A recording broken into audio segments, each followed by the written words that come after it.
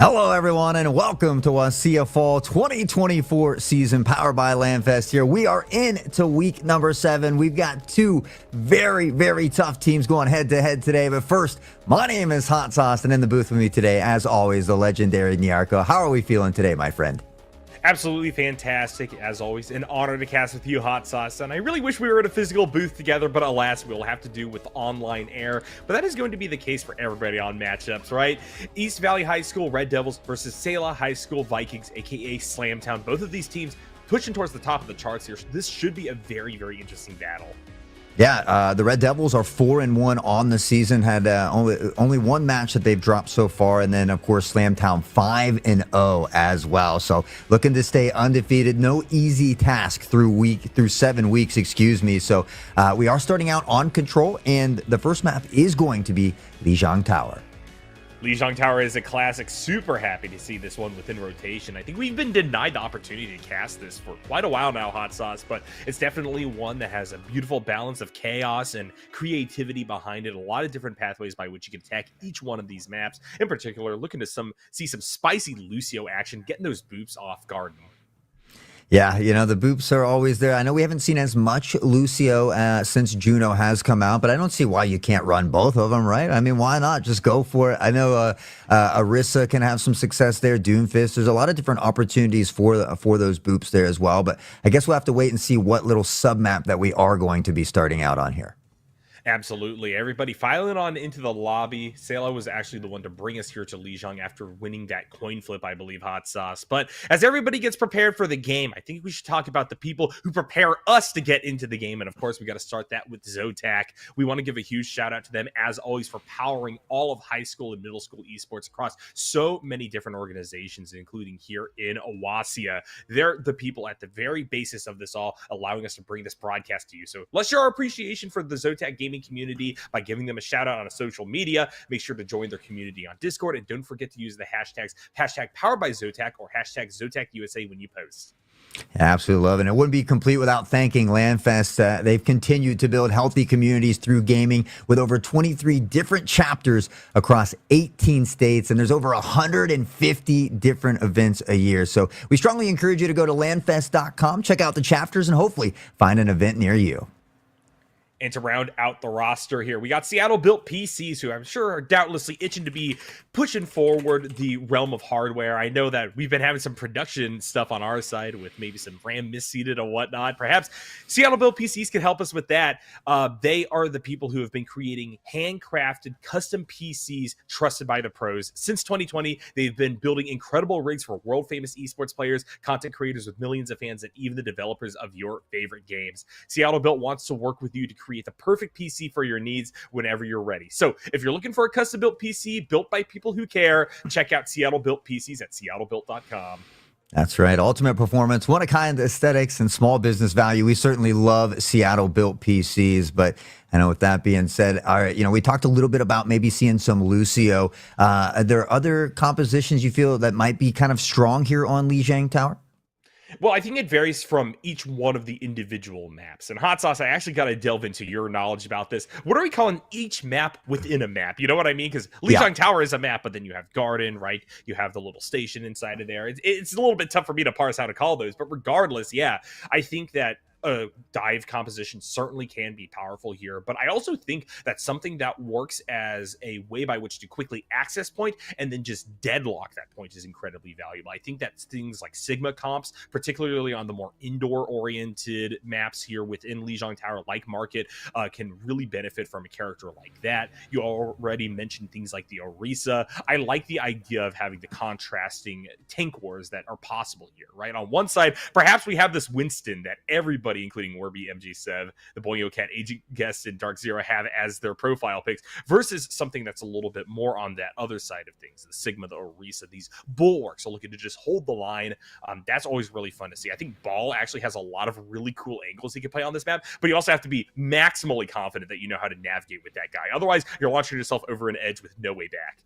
Yeah, and I think I just call them sub maps. I know we've got like Night There we go. Market, Garden. I think Control Center is the other one. Garden, obviously, I think kind of leans toward the team that can roll out faster. If you're a little slow moving and you don't get to that bridge quick enough, you're at risk of being booped off. And we talked a little bit about that as well. So.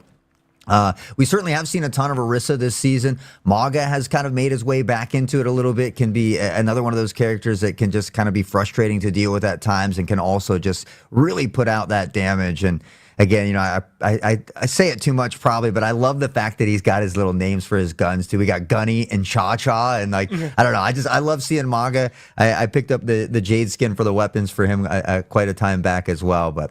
Yeah, it'll be interesting to see if we do get to start off on Garden or if we'll be headed to Night Market or Control Center.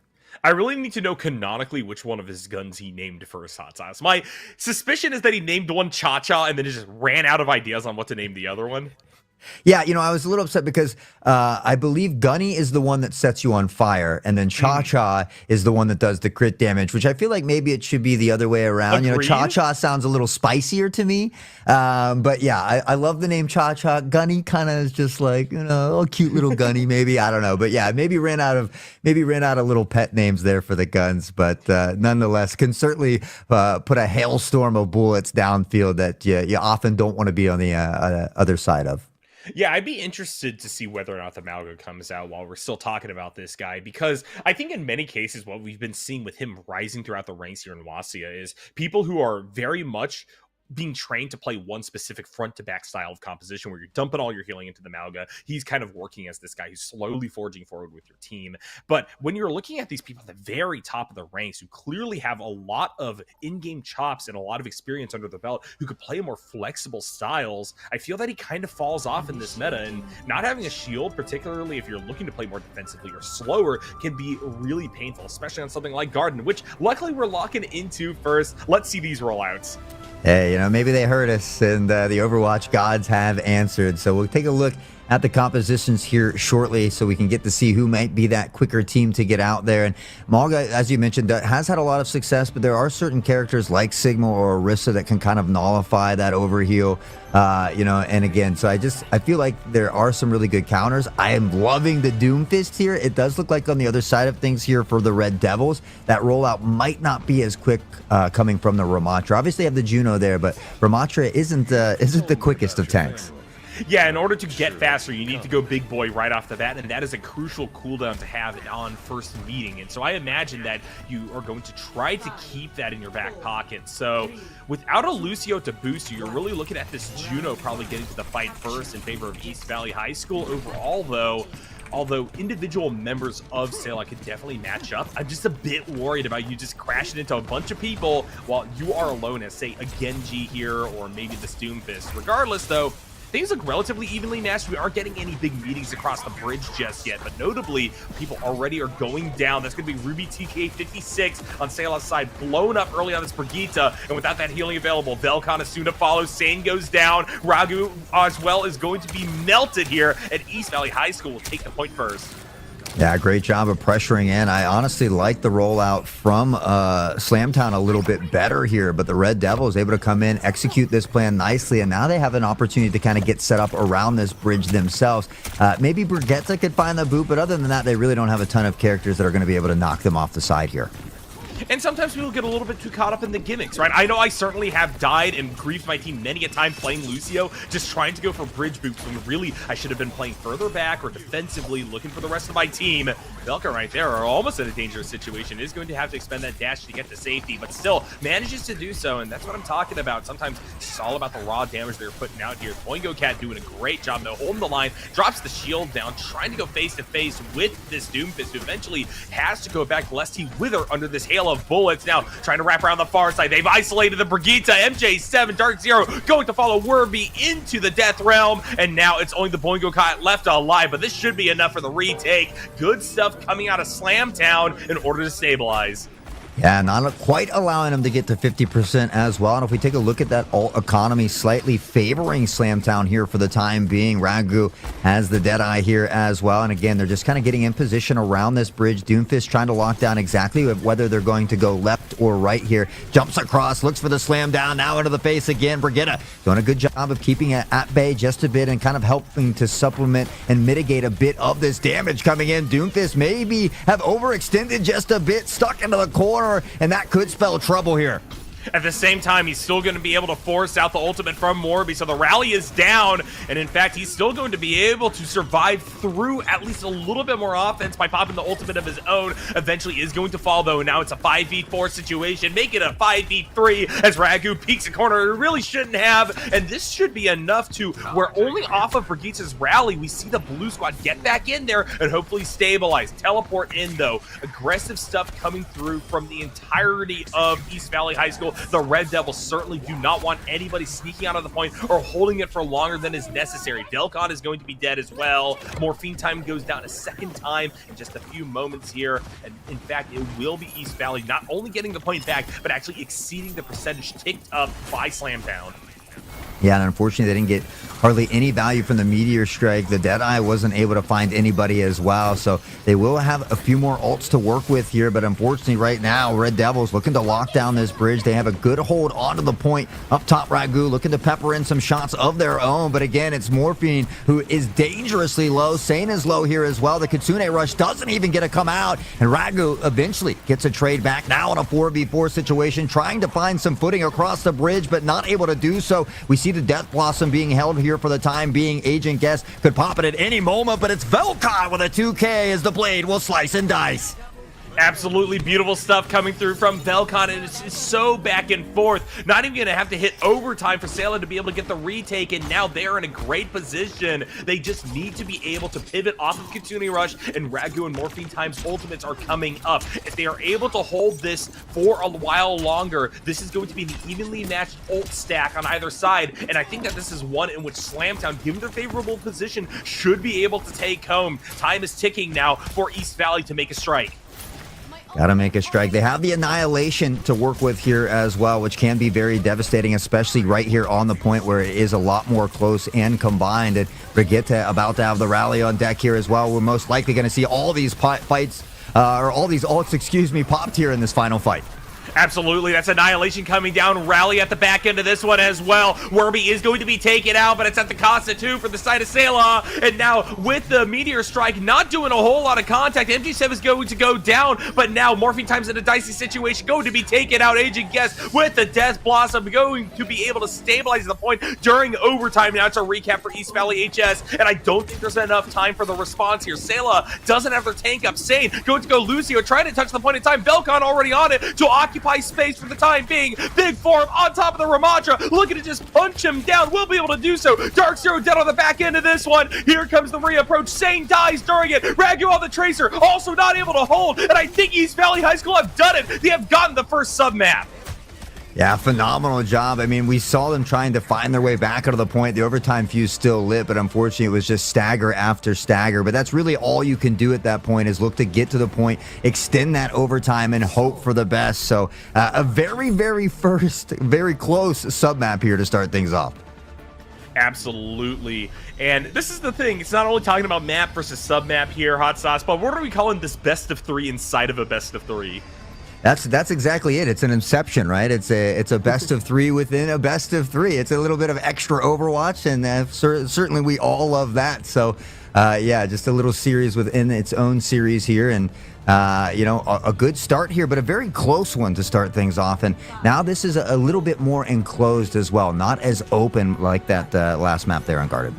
Absolutely. Now, that being said, we are seeing some alterations to compositions, but not to the drastic degree that I was expecting, going from the outside to the inside, right? Velcon notably is going on to the Venture here, and do I love some Venture gaming, at least from a design standpoint. Actually trying to play this character, I'm terrible. I don't know what I'm doing. Regardless, damage already coming out. Velcon gonna have to fall back slightly here, as now we're hopping into the POV of East Valley High School, who are being torn apart right now. Agent Guest already dead. Dark Zero going to follow them into the Shadow Realm. and down goes everybody. MJ7 having to fall all the way back here gives plenty of time for Sela to not only capture the point first, but rally their forces and get them into favorable positions for what is going to be an attempted reapproach from the Red Devils. Yeah, Morphine Time said, forget the Doomfist. I can play Ramatra too, and I love a little bit of mirror action here going, head to head. And Velcon from that Genji onto the Venture, I think going to get a lot more value from Venture. Certainly a very devastating DPS, and just the verticality, the mobility of Velcon on this Venture could be huge. Yep, I really want to see what this character can do. One of the rarest picks here in WSSEA for the time being. MJ7, on the other hand, playing a constant companion here at this high level. Long sightlines means immediately we're getting the sniper coming on out here. Warby, in fact, going to transition over to the Ana as well for the double fight at range, trying to answer back against these short-range assassination potential of the likes of Velcon here. These are squishy members, though, that can be engaged upon. And Velcon has found their angle. Dark Zero dead. MJ7 trouble. Run down with the drill. The Boyo Cat is going to fall. Warby has no answer as a lone Ana, and so that's 2 fights in a row, back-to-back, won by Slamtown, and that is usually enough to get them way far ahead on ultimate charge, and therefore probably the second map. Yeah, I mean, when you're up 60% to nothing, unless a team can really put a hold on and win multiple fights in a row, I mean, usually you just set yourself up for success at this point. And honestly, I mean, it looks like a completely different team with just this Venture and Ramatra switch here coming out. I mean, a dominating second map thus far, but they still have a little bit of ways to go here to close it out. That being said, that way is getting smaller every single second, now up to 80%. We need to see the retake come through soon. Morphine Time with their Annihilation available. The Boyo Cat barely halfway to that same milestone. Going to be in trouble if we do see a force here early by Sela versus the side of East Valley High School. And unfortunately, a mispositioned Warby and Dark Zero with the Juno ultimate coming on out here means that this is a perfect situation for Sela to continue to starve the blue squad of all of their resources. And look at the answer here. They are just going to walk down everybody in overtime. There is barely an answer in the form of Warby swapping over to the Lucio. But when you are alone, face it out of Annihilation, there's only so much you can do. Credit is where credit's due. Slamtown and have tied the sub-series. Yeah, I mean, you love when you see a team that is able to make adjustments and react to a previous round, and that's exactly what they did. And these adjustments, not only did they work, but they worked 100 to nothing. So we went from like a 96 to 100 game, or 99 to 100 to 100 to nothing. So now the ball is in the court of the Red Devils. What can they do? Are they going to make any swaps here to try and slow down or hinder Slamtown a bit? This Reinhardt pick, I feel, is very high risk, high reward, can do a lot in the enclosed space of the actual point on night market. Outside of that, though, there's a lot of long sight lines that he can be harried by. Now, on the side of Sela, they aren't actually swapping too much, so you aren't looking at a poke battle. Instead, Velcon might actually get bogarted here by the Boingo Cat. That's a big dynamic. Can the Venture get value up against a much more in-your-face style of tank? I like Agent Guest over on the Junkrat. Not a very standard pick here. You're lacking any amount of just point and click hit scan shots coming through for the side of East Valley High School, but I don't know if it's needed when, like I said before, Sailor are trying to play so Smash Mouth. Yeah, Rocky's going to find the first one with that May. Morphine Time, now Velcon, an early success yet again. It does look like Ryan and May were able to get a pick of their own, but unfortunately the team kill will come in, and with that it'll be another early capture here for Slamtown. And this indicates to me that right now East Valley High School just do not have a response to the composition and strategy coming through from Sela. On the 5v5, when you just raw dog it versus the likes of Velcon and company, it seems like it's going to be Slamtown all the way, just able to do more damage, win their individual duels, and then create multi-man collapses upon the remaining members of the Red Devils here. MJ7 in particular should be a real stalwart means by which to stabilize fights on this May, but unfortunately they just aren't doing enough to make up for the fact that Agent Guest is oftentimes having to get deep in there and is getting punished for doing so. Right there, dead again, and already Annihilation being popped here by this Ramatra. A double charge probably going to be in the future of this matchup. That's not something you see every day, but what is a very common sight for Sela is another team kill. Yeah, I mean, a 2K for Morphine Time, a 2K for Ragu as well, who's having a heck of a game here on May, and a character that can just be very frustrating as well, doing a great job of kind of separating the team at times and isolating some of these fights here, really giving their team that advantage. And we see here now Slamtown has crested that 50% mark, so looking very strong here in map number 3. Yeah, this is a great showing. Obviously, a little bit on the back foot from that first map, and it doesn't matter. Unperturbed, they're trying to forge on in. Dark Zero, though, leading the charge from the side of East Valley High School, knowing that they got to do something here and now. MJ Seb firing off, or has a Blizzard at their back. Meanwhile, Ragu actually is the one who fires off the Blizzard, and that is going to be enough for another one fight. Sela need to do what they can with these 3 remaining ultimates, but I don't know if, given how coordinated Sela are, that will be enough, even as they are currently in a resource advantage. Yeah, I like to swap to Maga here as well, just to try something different, but I got to wonder if maybe it came in a bit too late. They still have 3 ults to work with, including that Riptire and that Blizzard that you talked about, so it does look like they will be able to come into contention here. We see the counter May wall coming up. The Blizzard does go down, and MJ able to find the first pick on the Ruby. It could be the player advantage they need, but Morphine Time, toe-to-toe, throwing bows, finds that equalizer there as well, and back to a 4v4. Everybody right now duking it out on the point as the overtime fuse has been lit. And what a move there from Velcon, and he's just tearing everybody apart here on the stairwell. Multiple ultimates, it doesn't matter. East Valley High School cannot step to Slamtown, as that is going to be Lijiang Tower claimed by the red team. Yeah, I mean, after a phenomenal start from the Red Devils as well, Slamtown able to make those adjustments, carry that momentum into the 3rd submap as well, and just an absolute dominating performance. As we're going to take another look at the play of the game here from Ragu. And Ragu coming through, representing Slamtown actually on this first point that was dropped by the red team, showing that even in moments of defeat, they are still rallying. They are still able to bring out those highlight moments. Credit is going to have to go over to Slamtown for this incredible showing, but East Valley High School are clearly not out of this one yet, Hot Sauce. It has been evidenced throughout that play that they clearly have a shot at taking the series. They got to stabilize, though, maybe slow the pace slightly and realize that this is a game of resources. Right there at the very end, the most worrying sign that I got from them was that they ran in, they popped all their ultimates, and it wasn't in a position in which they could force Sela to meet them face to face. They were able to back off a little bit. In fact, during that time, Venture got the flank angle, and that's what allowed for a quick re-hit before the point could even be capped. And Sela were able to shut out East Valley High School for a second point. Yeah, I think they gotta find a way to not only deal with the Ramatra, but a way to deal with this Venture as well. Velcon certainly did all right on Genji, but that swap to Venture has been absolutely huge. Getting into that back line, causing the disruptions, and Venture just...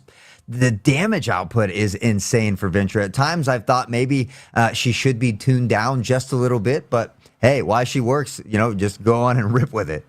Yeah, they're incredibly strong, and like I said, it's kind of a knowledge check, and one that right now East Valley High School are not providing an answer for. That's a little bit worrisome, because it means that depending on what we're getting for our second map, it's going to be very easy for Velcon to go back upon this character, and like I said, they're absolutely dominant on it. Great positional awareness, and they're in turn catching so many people in East Valley unawares.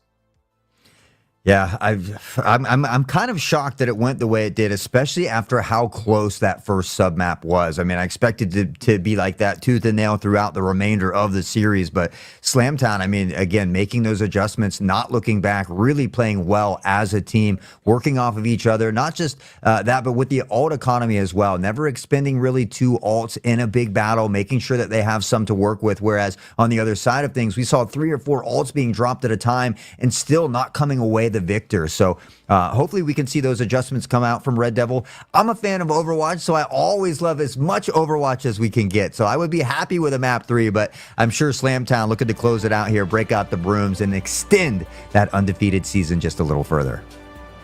They want no variance. They want no part of our fantasies of an actual series going the distance, Hot Sauce, which I don't think we've ever had so far. If we did, it's very far back in my memory. But yeah, it's been a lot of shutouts here on WSSEA, but that just demonstrates the extent to which everybody has the potential to get momentum behind them. And the mentality of these high school players is really incredible to see already. Very mature in their approach to the game. They think we reset our mental, we jam on in, even if we drop both games. Fact of the matter is that like we can come back next week, do the same to our opponents. Yeah, and I'm glad that it's not Kings Row. I mean, I know this is Escort, so we wouldn't get Kings Row anyway, but it's nice to see a payload map that is not Kings Row. Circuit Royale is certainly a very fun map. I enjoy this map. The casino front, the vertical curving racetrack, that can be a very, very tough choke point because even if you push that payload up the hill and you get reset, now you have no payload to hide behind. That high ground can be very detrimental there. And then once you get into the hotel, we've got that close quarter combat. So Circuit Royale brings us a little bit of everything, but the doors drop and the fight wastes no time as Ragu will be the first to fall. MJ having some success on the Widow. Absolutely will be traded back here, and this is the problem of going Widow into Velcon, who has been invited once again to play this venture, diving the backline, 2 dead, underground, able to avoid everybody, and on the fadeaway, they're taking out the Boingo Cat as well. What a showing!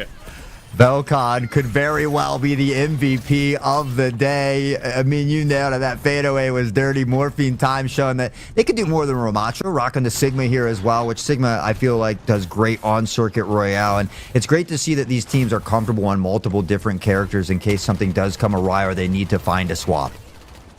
Yeah, absolutely. That being said, Dam is kind of already broken open on this first point. It's going to be very hard to further contest this. You're really looking to just set up pretty far back now for East Valley High School. Trying to go around the far corner. MJ still staying on the Widow. This is a dicey position to be in. I like the fact that you are trying to bring Werby to your back to be able to work as a defensive measure against the likes of Velcon, but Werby is oftentimes having to stand out wide in the open and therefore dies very quickly. Dark Zero and now the support are both dead, and we will see the swap off the brig going over to the bat.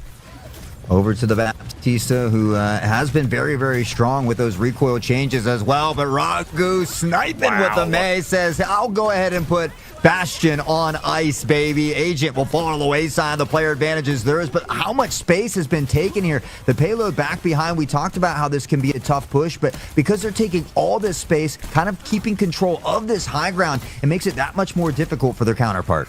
Yeah, this is a bit of a clobbering right now. And like I said, a lot of the big hold points that you can have from that first point, now the second point, are beginning to dissolve. The tempo for East Valley High School is all over the place. They need to try to find a coherent re-push, but unfortunately, it's just so tough to do along these long sight lines. That being said, there is a chance Sane was picked off. Velcon is worryingly low, but does have their ultimate available, one of the most powerful ones in the game, and it looks like they want to go for it. Healing up under the ground, trying to find something on the flank, pops up. In fact, not even going to pull the ultimate out here, just wants more poke damage, forcing back multiple members. Morphine time, though, going to go down for the side of Sailor High School. That means they need to re-rally.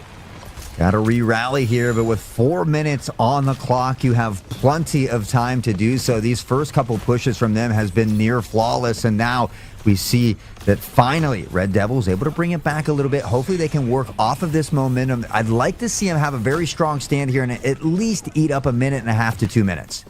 Well, this is in contrast on the other side of what I was talking about before, where I was a little bit worried that East Valley wouldn't be able to get a good hold going. Now that they have actually held once, it's going to be much harder for Salem to push their way up this hill and make a mark. That being said, Morphine time is certainly going to open it up and show, well, maybe it isn't actually that hard. In fact, on the flank, not only are they going to help find 3, but there goes the 4th and the 5th. A team kill, and I need to keep biting my tongue here, Hot Sauce, because my goodness, time and time again, Slamtown are just defying expectations.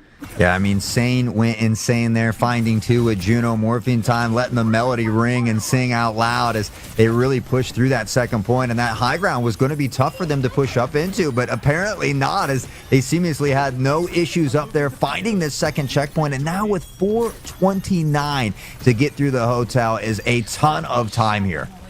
Hey, shout out to Ruby TK56 for calling out the Life Weaver, one of my favorite supports, just not play that frequently. As soon as I say that, the caster curse comes in clutch, and they are immediately deleted off the map by MJ Seth, who now is going to be able to see where everybody is, popping that ultimate, getting the full line of sight. Boingo Cat trying to stabilize here, won't be able to do so though, and so there are picks going back and forth. With Ragu dead for the time being, this could be an opportunity by which East Valley High School rally, but they have to be careful. Agent Guess is incredibly low right now, and a pick could lead to an immense stagger. Werby going to go down, fulfill that prophecy, and At this point, Hot Sauce, just take the wheel, my man. I am saying everything that just goes the opposite direction.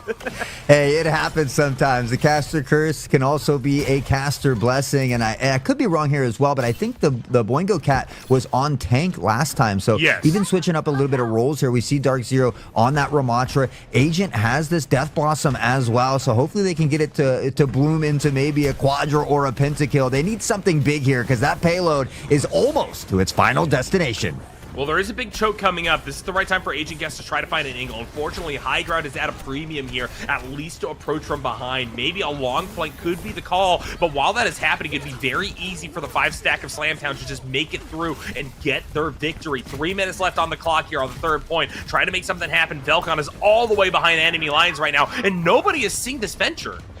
Yeah, I'm kind of surprised that nobody's... I think they're a little surprised, too, looking around. Why isn't nobody coming for me? Free reign in the back line could spell trouble here as they continue to assert their dominance, but we do see some nice stops here coming out late from Red Devil. They've been able to eat up at least a couple minutes off of that clock. We saw 4:30-something initially on this final push, so at a minimum, have been able to eat off a couple minutes and maybe can work toward taking that momentum into the following round. Certainly making a nice last stand here as MJ will find a pick onto Ruby. Yep, Morphine Time pops the ultimate, doesn't get a whole lot off of it with Ruby dead. Insane soon to follow. There's not a whole lot for Sayla to try to work off this push. Agent Guest working as cleanup, gonna pop their ultimate, realizing how many members of Blue Squad have fallen. East Valley High School may still not be able to hold even after the triple kill, and that's enough. Incredible rally here for the remaining members of Slamtown to take it home with 2 minutes remaining. Yeah, unfortunately, I think that Death Blossom came in just a hair too late. Had the right idea, couldn't quite get there in time. But, I mean, at a minimum, they were able to stall that push out for a couple minutes after really having a lot of trouble through those first 2 checkpoints. So, again, maybe starting to feel some of that success, maybe starting to find something that is working for them. So, hopefully they can carry that forward here. They're going to have one heck of a push here, though, because Slamtown is playing lights out tonight. Absolutely, and I think a lot of this is going to come down to how these first 2 points are navigated. In particular, can you actually hold the side of East Valley High School to the pain points that they failed to hold Slamtown to? That's the real question at hand here. Very long-range composition on defense from East Valley coming out. Dark Zero going over to the Alari. I like this call. It's a very, very strong character in the right hands, but you need to land those shots. That is a requirement. That isn't the case on plenty of other supports, and I wonder if that may actually be the reason why we see the swap to the Boingo Cat going on to tank. Yeah, Boingo back to the tank here on the Orisa this time as well, which is certainly a very strong tank, one that I really enjoy as well. But Sigma does very well on Circuit Royale. Of course, when you have Velcon and Ragu here peppering in this kind of crazy damage as well, I think it's going to be a tough task in front of them. But I would love to see him make it here around the same time, and I'd love to see an overtime. Yeah, I would love to see an overtime as well. But it's going to be tough. 2 minutes is a very, very strong side. I know that we've been kind of used to Hot Sauce, a lot of really crazy shoves, 5 minutes on the clock, something like that. But no, these 2 teams are very well matched with one another. But still, Sayla had a great half. Now they're looking to make that another turn around. Already on the push. Boingo Cat trying to helm. Doesn't want him to walk too far forward out to these sight lines that can also favor members like Ragu on the side of Sayla High School. Instead, going to try to navigate indoors, but is met with 2 worrisome situation. Ragu does need to reactively go into the high school here, and it's actually going to be Velcon who is picked off. Good stuff from East Valley, who wants to continue to put the pressure on, pushing back the remaining members of Red Squad. Sane in a worrying position here. Ragu trying to work as a virtual tank to just slow the push coming through from the side of the Red Devils. Seems to be working relatively well. Morphine Time already somehow at 81% ult charge. Yeah, I thought Orisa was going to be in trouble, kind of overextending into that room. It was a sea of red in there, but did a great job of sustaining, finding those early picks, and allowing their squad to just continue this push forward as we get close to this first checkpoint. But there's that ult already coming out. Morphine Time on the back line, throwing fist, finds Agent here as well, and doesn't stop just yet. The big old rock will come on out and connect with... I'm not sure who was on the other end of that, but I saw it connect there. And with that, I mean, they find a way to stall out this push yet again. They're getting close to ultimates, but not quite there on the other side. We see Agent is close, Dark is close. But again, we didn't see them stall out like this on the push for Slamtown. So it does worry me just a little bit. Yeah, like I said, this is one of those pain points. Now around the corner, it's going to be very tough to walk into these sight lines without the ability to just try to constantly fight and whittle people down. East Valley High School needs to walk into the jaws of the beast if they want an angle here. And you see how far Velcon can play up, looking for flank angles in that wide open area right outside the entrance of the casino that you spawn from. It's a tough position to be in, and we're seeing how that is paying dividends right now for the side of Slamtown. Agent Guest already incredibly low. Now it's going to be up to Warby to try to reverse fortune. Window coming out. They have 2 ultimates in their back pocket to follow through on this one. But so far, it's Sayla just falling back saying, you can touch the point. We're going to play this corner.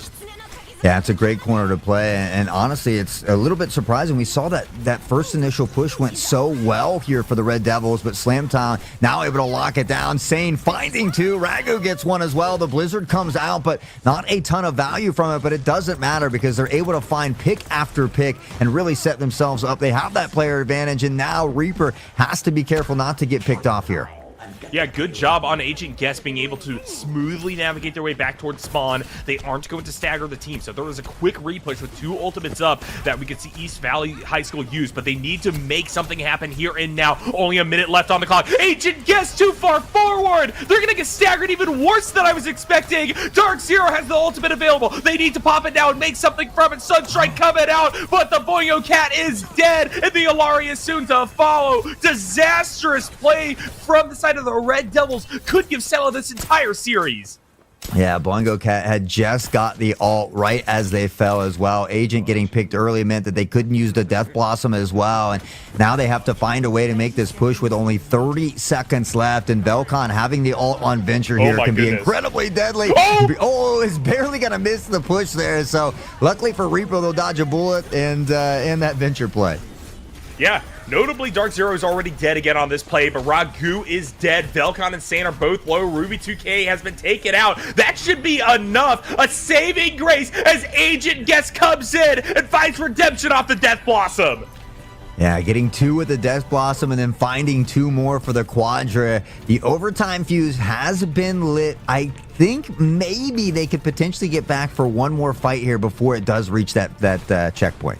Notably, Velcon now is in a material advantage, having that ultimate available, and Sigma wants to waste no time, dropping down from the high spot. They are going to try to contest before this first point is over. Now it's up to Orisa to try to hold the line for their side. Dark Zero swap it over to the Lucio, trying to drop the healing that they can with Wormy on the back line, but they get picked off early, and the Boingo Cat dies as well. High Noon firing off. Deadeye trying to find people, but Slamtown pushes them all off the point, and that's enough for them to take the series 2-0. Yeah, I'm not sure if they were pushed off, if there was a little C9 action there, but nonetheless, you know, Slamtown able to grab the dub. They'll go 6-0 and remain undefeated. And even though the Red Devils didn't come away the victor, they come away with a play of the game, and that was right here near the end. Agent Guest finding the 2K with a Death Blossom, picking up on 2 more as Boingo found 1 as well. But unfortunately for them, that overtime fuse just didn't allow enough time for them to get to that final checkpoint. Slamtown coming in with that contention. And that Venture was absolutely huge for Slamtown. Absolutely. I mean, what a showing from Slamtown. Frankly, neither of these teams made a bunch of critical mistakes, Hot Sauce. This was some of the cleanest gameplay that we've had here in WSSEA for Overwatch. But it comes down to now a matter of percentages, tiny little things to develop upon. While in the beginning of the season, we could have seen leaps and bounds be crested by teams for dramatic improvement from week to week. Now we're locked on in. Now the series are occurring with tighter and tighter margins, and this is a testament to that. I really think that Slamtowns deservedly take that top slot here in WSSEA, but the Red Devils are going to be major competitors, and basically against anyone else, they could be that team's downfall. Yeah, Slamtown will go to 6-0. Red Devils will fall to 4-2. But again, another one of these top tier teams. We very well could see them going head to head in the playoffs again a little bit later in that postseason as we are now finished with week 7. Some exciting games, and honestly, Red Devils looked very, very good in the beginning, but once Slamtown kind of made those swaps over, we saw the Sigma, the Ramatra, and of course that Venture, I think, was a huge one. They really had a ton of success and didn't look back. I mean, those last two games were really solid in favor of Slamtown. Yeah, absolutely. Credit to Slamtown for a great showing here, demonstrating why time and time again, they're coming across our feed, Hot Sauce. We've casted them quite a few times up until this point, but that is because they are making history here within WSSEA. Hey, we've got to give a shout out to the birdie too. What's the birdie's name? So this is Wilfred. Right. Wilfred, love it. Very, very handsome bird. We appreciate the guest caster here today. Unfortunately, it is going to be all for us today, though. A pretty short and sweet one here in the Arco, as we would like to take a moment, though, to thank Zotac Gaming, Landfest, and Seattle Built PCs, as well as everybody behind the scenes here helping the stream run ever so smoothly. Of course, Jaden, Connie, Taylor, we certainly appreciate each and every one of you, as well as you hanging out in chat, whether it's the teachers or the friends, the family. We certainly appreciate each and every one of you as well. But we hope to see you back here. I believe there is Street Fighter 6 tomorrow around 4 p.m. Pacific. I hope I'm not wrong on that, but as I mentioned, that will be all for us. My name is Hot Sauce. That is the legendary Nyarko. You guys have all been amazing. We hope to see you back here tomorrow at 4 p.m. Take care, everyone.